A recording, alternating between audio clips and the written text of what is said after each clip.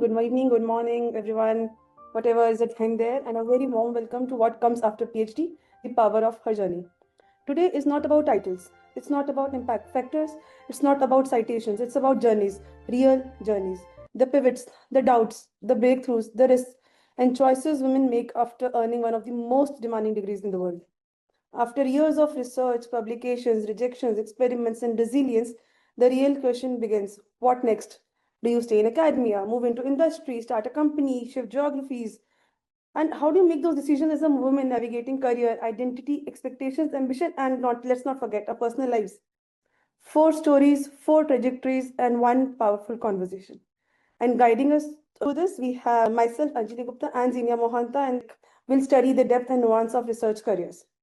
So let's begin by hearing directly from our speakers, not just what they do, but how they got there. I will first invite Ila Nila to introduce herself and give us a brief glimpse into her journey so far. Thanks, Anjali. Thanks for inviting me for this particular wonderful session. I was really happy to see such interaction happening. I'm Ilanila, currently working as an assistant professor at National Institute of Technology, Calicut, which is in Kerala, India.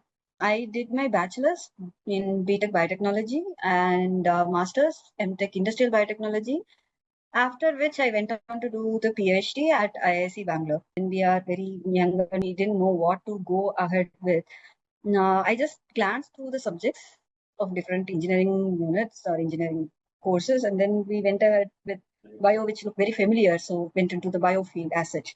But when it came into PhD, again, it was very new because at IISc we didn't have a department of biotechnology.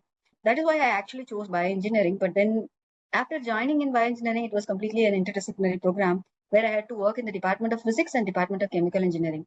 Was not a path which I actually hoped to go into, or just so happened that I did not even research completely on this is the path which I'm going to take. So after finishing PhD, I just wanted two things which I wanted for sure. One was a break. I wanted a break because I had a BTech, MTech, and PhD without any break in between. Second thing which I was clear was I did not want to go into postdoctoral fellowship. And I did not want to carry the entire family to a unknown location, depending on only the postdoctoral fellowship as the income. So that was one of the main reasons which I did not want to go into a postdoctoral fellowship. So these two things is what made me apply to different places, which I found that based on the eligibility, which is open for a person who did not do a postdoctoral fellowship, one of the opportunity was at NITs, where I applied and I got in here. So this is the journey until when I started as assistant professor. And once I joined assistant professor, I thought PhD is the end, but it was not. Being in an assistant professor position, it is doing maybe 5 PhDs or 10 PhDs in a year. So which is going on currently. I'd like to hear from all of you, then we can have a discussion. Thank you so much, Ila.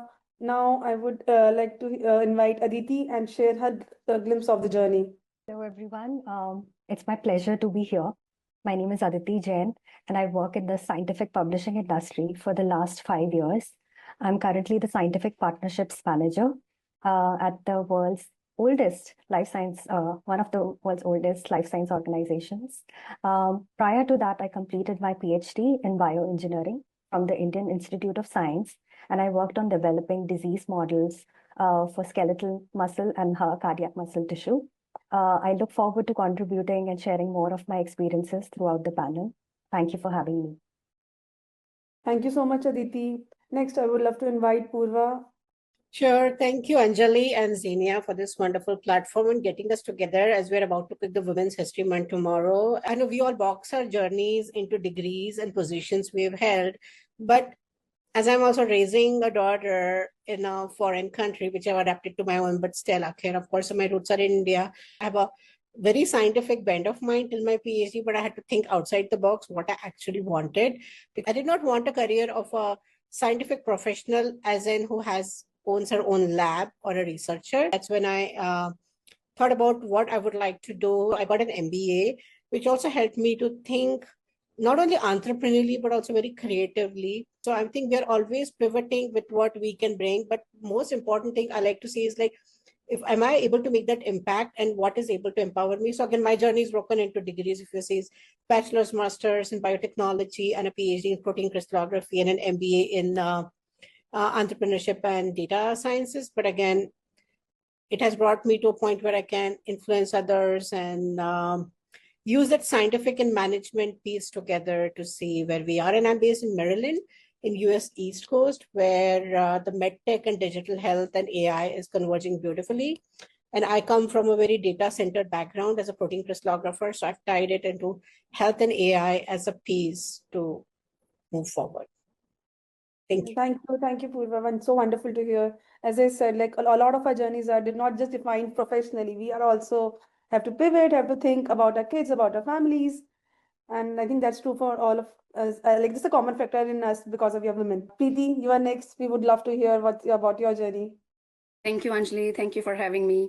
After listening these insightful stories, I should say I just Google how many PhDs entered into academia. Less than 20% of PhDs they enter into academia. I'm originally from India. Regarding my research journey, it started with PhD in 2015 from University of Delhi, India. And at the end phase of PhD, I didn't even think what I need to do further. But a turning point came when I visited a textile industry from my friend's father. And there, I get first-hand experience of environmental degradation because of the dyes in the wastewater. That moment stayed with me, and I write a project there, and then that NPDF that got sanctioned, and that validates me and give value to my idea. So that was the moment I made a nanomaterial for degrading that dye in the wastewater. So that was the moment I felt like, okay, I am an independent scientist, not just working in the labs, but making real solutions for the real-time problems.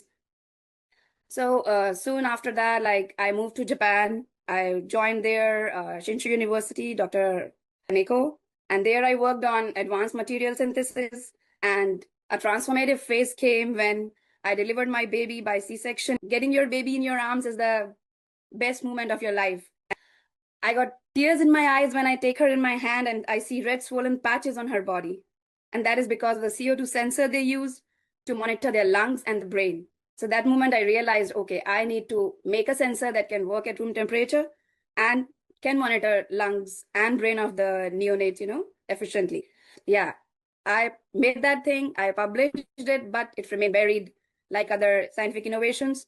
So then I reached out to Dr. Rao in United States. He's working in University of Maryland, Baltimore County. And boom, I'm here. That email changed everything.